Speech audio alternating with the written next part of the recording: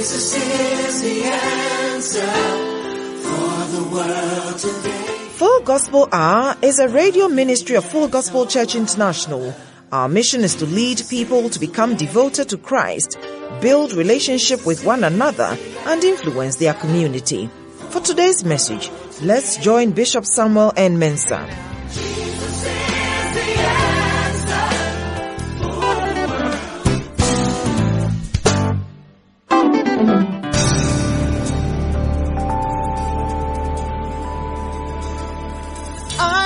Father, he will never fail me.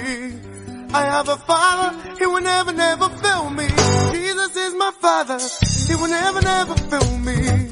Rock of ages, he will never fail. I have a Father, he will never. It's crossover 2014. Come on, your victory is now. Come on. Glory. My name is Bishop Samuel N. Mensah, President of Full Gospel Church International. We thank God for His faithfulness and goodness for the year 2013. For some, it's been a challenging year. For some, it's been a great year. But for others, it's been full of battles.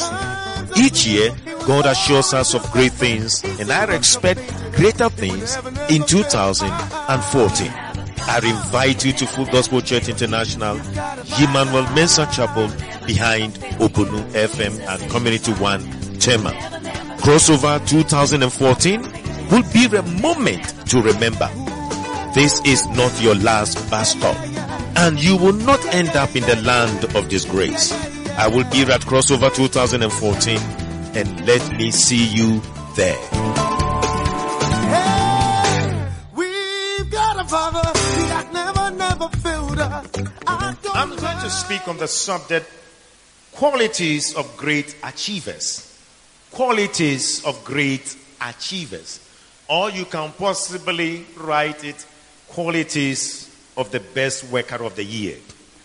Qualities of the best worker of the year. Or qualities of an outstanding worker. You want to be an outstanding worker. You want to be a great achiever. You want to be the best person in your organization. You want to be the best person at your workplace. You want to be the best Christian. You want to be the best person in the Lord. You want to be best in whatever you do. Qualities of great people. Qualities of great achievers. Qualities of the best worker of the year. The best worker, in the course of 2 years, 3 years. What is it that will qualify you to be a great worker? I will walk you through a particular scripture, and then we'll be able to pick these qualities. But somebody sent me this information, and let me just share with you. I thought it was quite an interesting, story. This was a conversation between the father and the daughter, right? Between daughter and the father. And then the daughter said, "Dad, I am in love with a boy who is far from me. I am in Ghana and he lives in UK. We met on a dating website, became friends on Facebook, had long chats on WhatsApp, proposed to each other on Skype, and now we have had 2 months of relationship through Viber. I need your blessing and good wishes, Daddy." Then the father responded and said, "Really? Then get married on Twitter. Have fun on Tango. Buy your keys on eBay. Send them through us via Gmail. And if you are fed up with your husband, sell him on Amazon." Nonsense generation.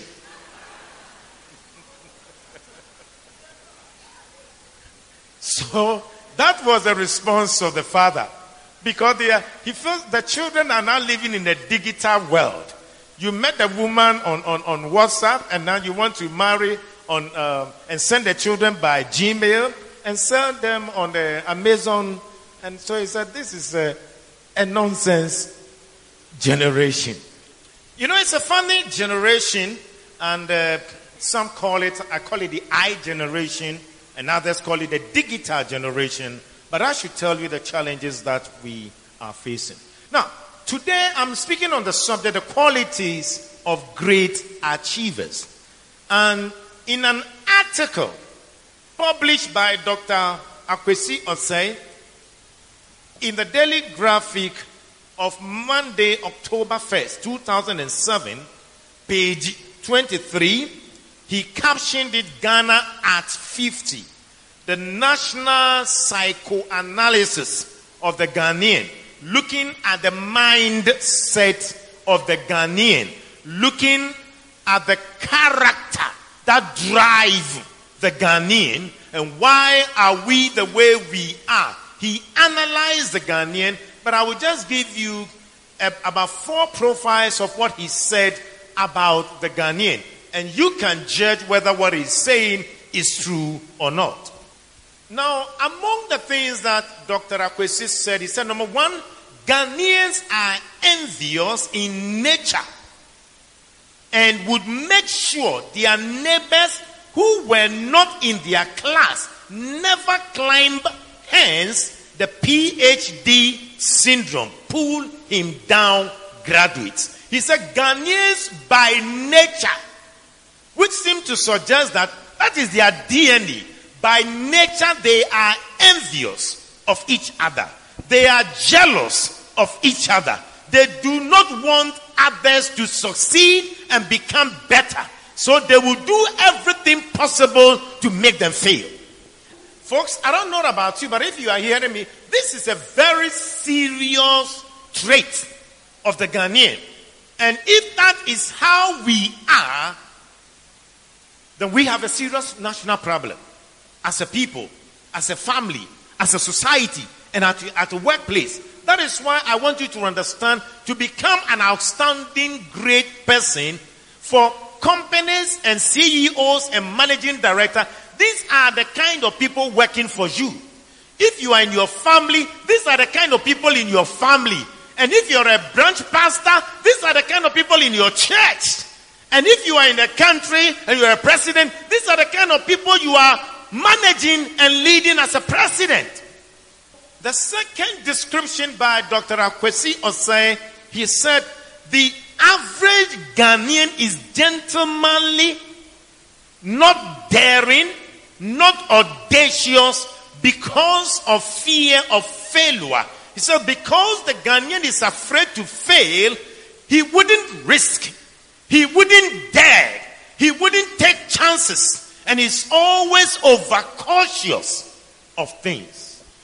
According to his research, he said this is probably stemming from their perfectionist tendency, that the Ghanaian wants to do things perfect. So because he wouldn't want to make mistake, he wouldn't even try.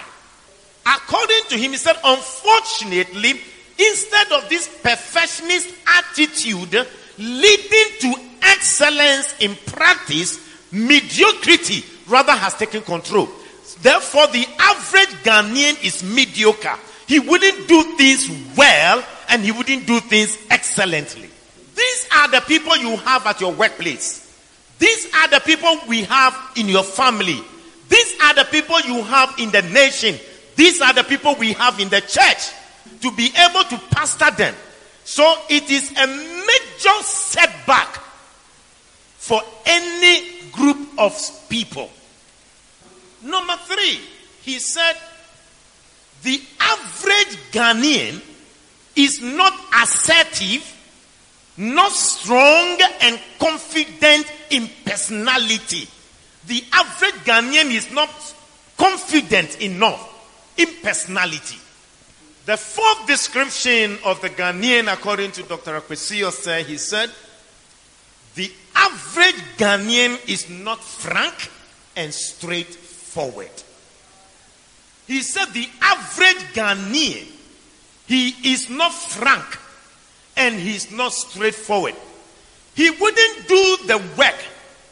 But when you give it, he says, oh, don't worry, it will be done, I will do it. Immediately you leave his presence as nonsense. He thinks I will want to do this job. He puts the work down. When you come back, oh, this your work, I'm on it. Very soon it will be ready. And then when you move, he hasn't even moved from his table. It is still at the same location. He can't tell you he's sorry he can't do it or it will be difficult.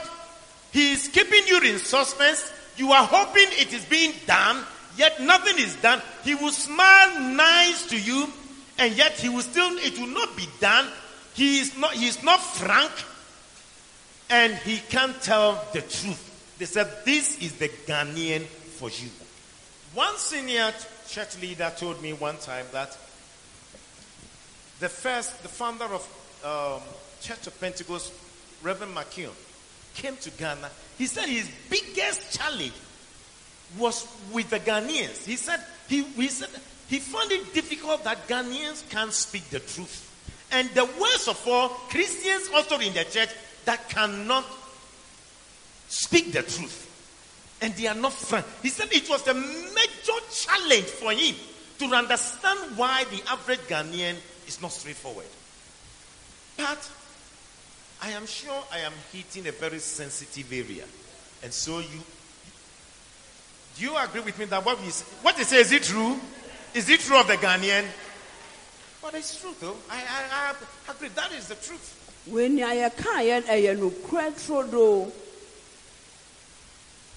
He said the fifth thing about the Ghanaian, that the average Ghanaian is timid, docile, and laid back. He's timid, he's docile. I mean, it's like he's not in haste. It doesn't matter. It's okay.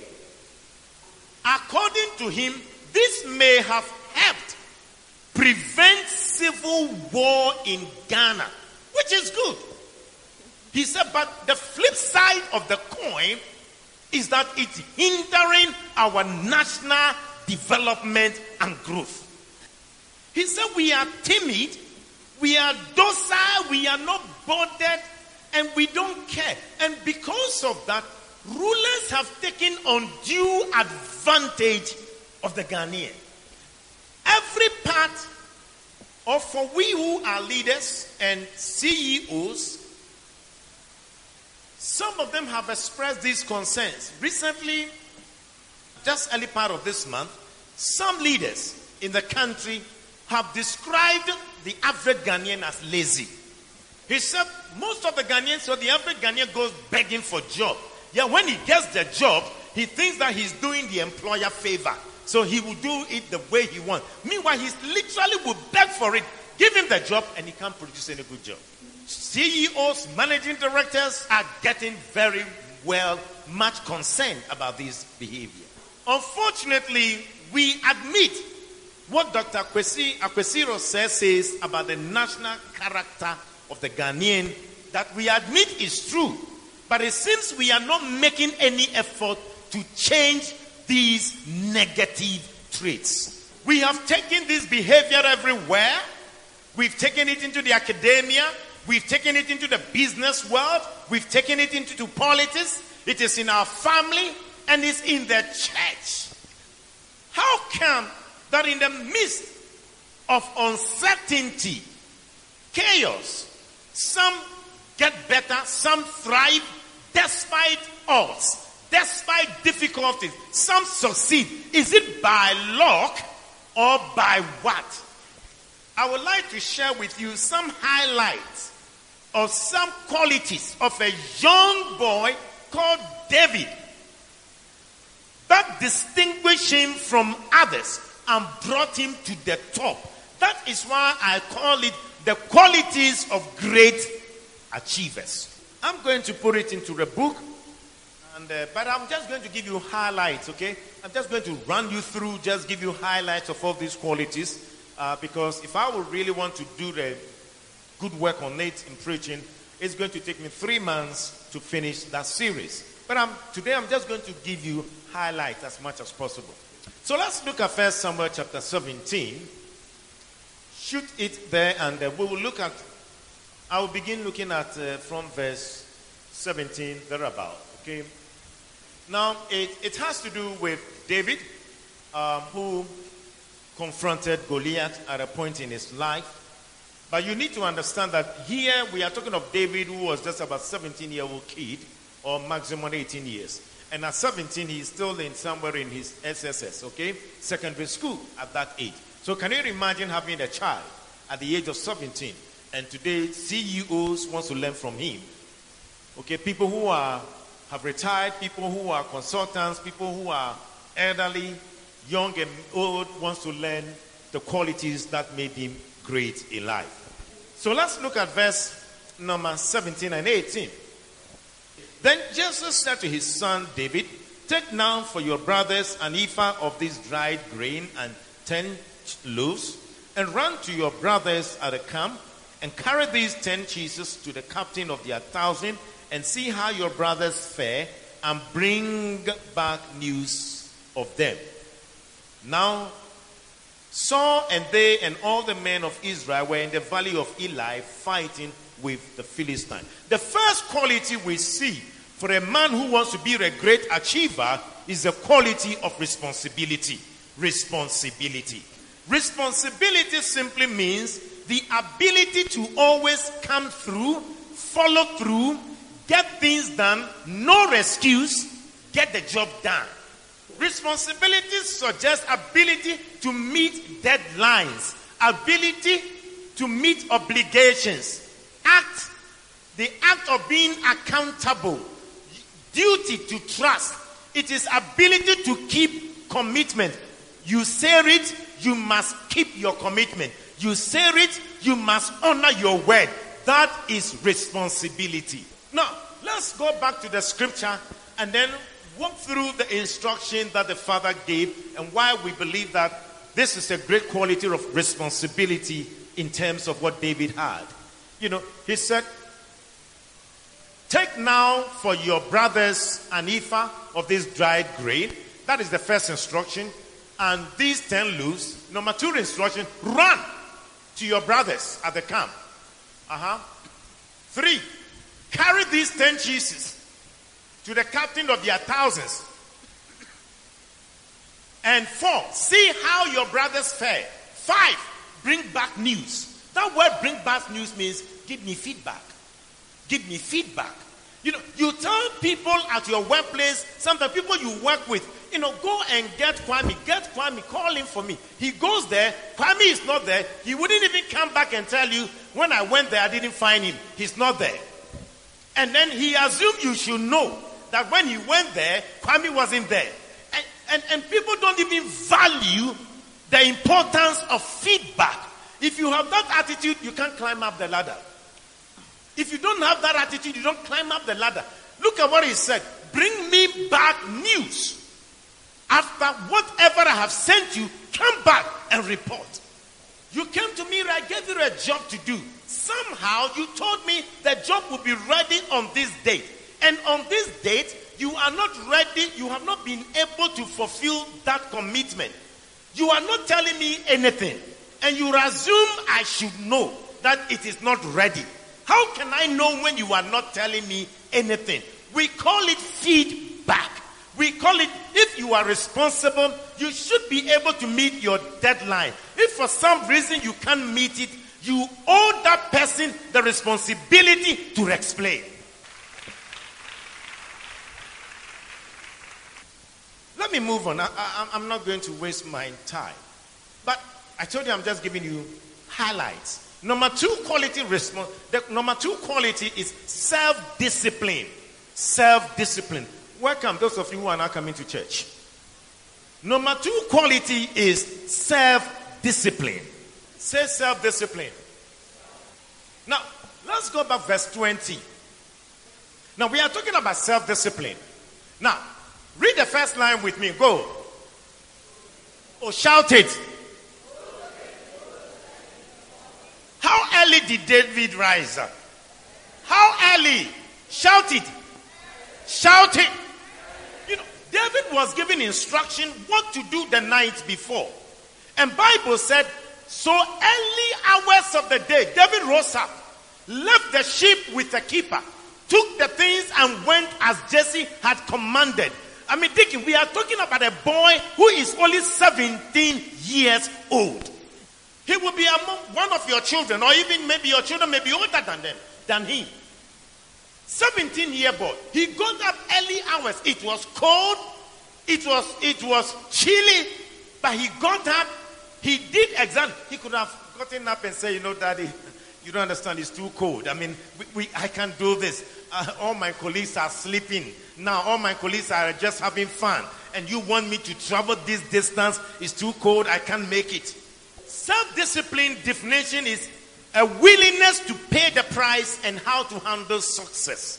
The willingness to pay the price and how to handle success. Jim Collins, an author of a book, Built to Last or Good to Great, or recently a book he produced, Great by Choice. He said, great companies and individuals that have been outstanding, one of the key things that really, among others, that made them unique is self-discipline. Discipline is consistency in action, consistency with values, consistency with long-term goals, consistency with performance, consistency with standards, consistency with method. Being consistent over time would make you unique. David rose up early in the morning. He organized himself and went on the tree. The third quality, still stated in verse 20, is the quality of decision making. Decision making. Decision making is the ability to study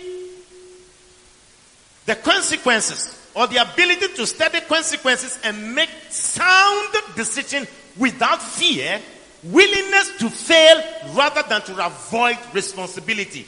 The ability to make sound decisions without fear. Now watch me. The father met with him, pastor, the night before, and the father told him, he gave him 5 instructions of what to do. The father didn't say anything beyond the 5 instructions. Early hours in the following day, this young boy got up in the morning. He rose early in the morning, and verse 20b, left the sheep with a keeper and took the things and went as Jesse had commanded. Now, he was a shepherd boy. He was taking care of the family's sheep. Okay? So when he was given the assignment, the father didn't tell him what to do with the sheep. He himself realized that, listen, I cannot go on this father's assignment without looking for a shepherd to take over what I am doing. Because if I don't do that, on my return, people would have stolen the sheep would have been stolen and been killed by wolves, and would have lost a whole family fortune. The father didn't tell him, but he had to take decision by himself. Quality decision making. Nobody told him what to do. He knew what to do. Watch what David could have left, and he wouldn't look for someone to take over the sheep. Okay? I thought, that is the Ghanaian language now, I thought you were going to find somebody to take care of the sheep. But you see, the discussion was not about somebody you must find. I only gave you the instruction. You are in charge of that department. You are in charge to manage that family property. So if you are being sent, it is your duty to make sure that somebody has covered your back.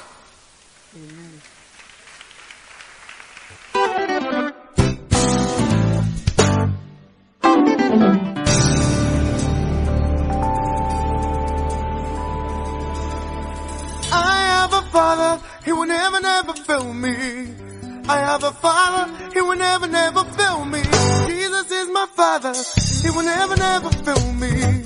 Rock of ages, he will never, never fail. I have a father, he will never, never. It's crossover 2014. Come on, your victory is now.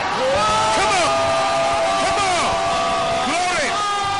Glory. My name is Bishop Samuel N. Manson, President of Full Gospel Church International. We thank God for his faithfulness and goodness for the year 2013. For some, it's been a challenging year. For some, it's been a great year. But for others, it's been full of battles. Each year, God assures us of great things, and I expect greater things in 2014. I invite you to Full Gospel Church International, Emmanuel Mensah Chapel, behind Obonu FM at Community 1, Tema. Crossover 2014 will be a moment to remember. This is not your last bus stop, and you will not end up in the land of disgrace. I will be at Crossover 2014, and let me see you there. Hey, we've got a Father, He has never failed us.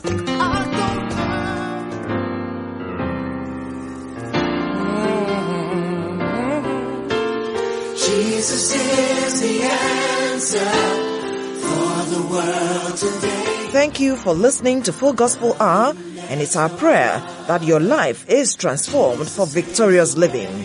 We believe no matter where you are in life, you can be better. Join Bishop Samuel N. Mensah at Emmanuel Mensah Chapel of the 5-Star Church of Full Gospel Church International behind Obonu FM Stadium Road, Community 1, Tema. For our friendly services on Sundays, join any of our branches for practical life-transforming teachings. We will be glad to hear what the Lord has done in your life.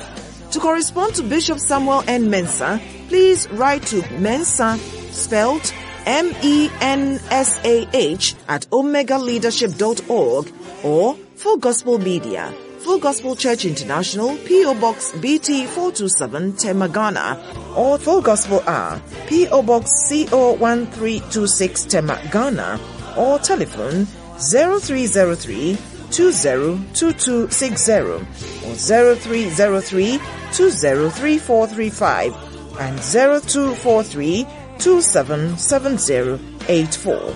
FGCI, Transforming Lives on Purpose. Full Gospel Hour is brought to you by Menergy International Ghana Limited, a one-stop shop for the provision of logistics services to oil fields in West Africa. Menergy, your total solution to oil and gas logistics needs. At Menergy, we make things happen. For future inquiries, please log on to www.menergyinternational.com.